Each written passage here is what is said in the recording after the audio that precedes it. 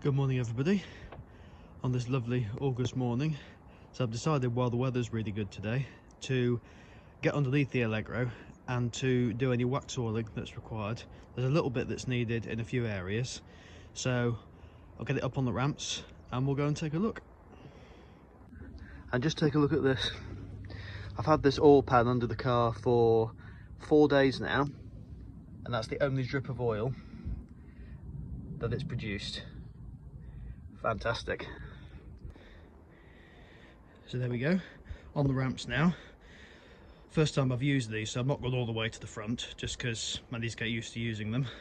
Also very important, whenever you're jacking anything up or raising anything, to chop the back wheels. So I've done that. So now let's get underneath it. Now I don't know how much of this that you can see, but underneath it's actually really solid. Well, it always was solid, but it's also really well protected. A couple of little bits that I'll protect. So there's a bit of that there. There's a tiny bit there. A little bit under there. But yeah, not too bad at all. I'll do the back as well, but I'll do the front first. So it's just a question of spotting anything there that's not protected by any black coating. Sand it down with some 80 grit. And then leave it to dry for a couple of hours, put a second coat on, and then that should be fine. Also gives me a chance to check underneath here as well. So that's the coolant pipe. Always a good idea to check that for how solid that is. And that looks really good as well. There's almost no need at all to actually put anything on that either. I might just give it a clean down, and I might spray some satin black on that at some point. But yeah, really pleased with the underside of this, and because I'm going to be using this hopefully over the winter, it's important to get the wax on done in the summer so it's all ready for everything. So before I start, what you can see is I've laid a sheet down so I don't get much dirt on the drive.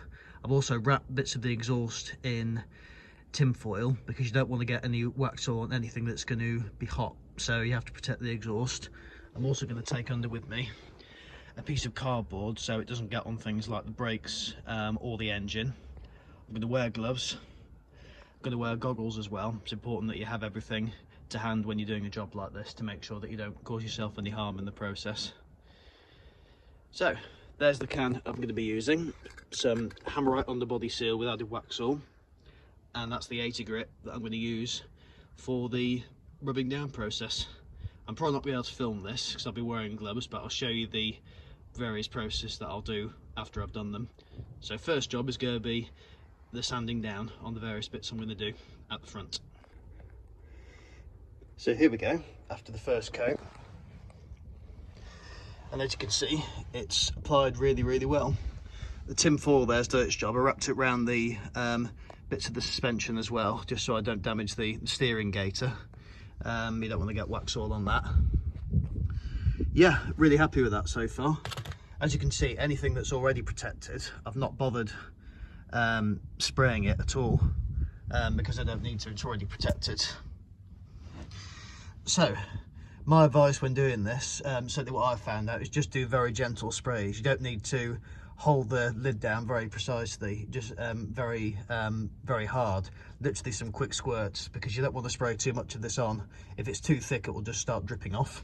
So if there's a bit that you find that's got a bit too much on it, then just dab it with a brush that I've got over there, and then just do a light spray just to make sure it's going to stay on there.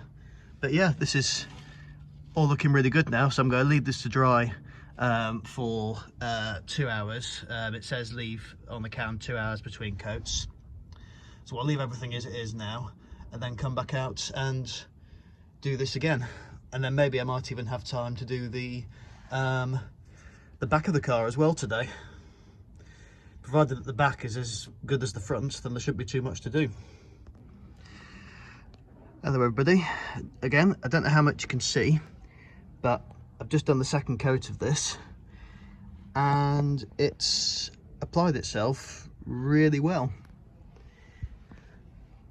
You see there, I made a point of spraying those clips quite heavily as well. Eventually I'm going to peel those clips back and spray underneath them as well to make sure the pipes are fully protected, because I have seen Allegros before where the pipes are protected but people haven't removed the clips or peeled them back and protected what's actually behind them. So it's important to do that as well. So I will do that at some other time, but I want to get the rest of the underside completed first before I do that.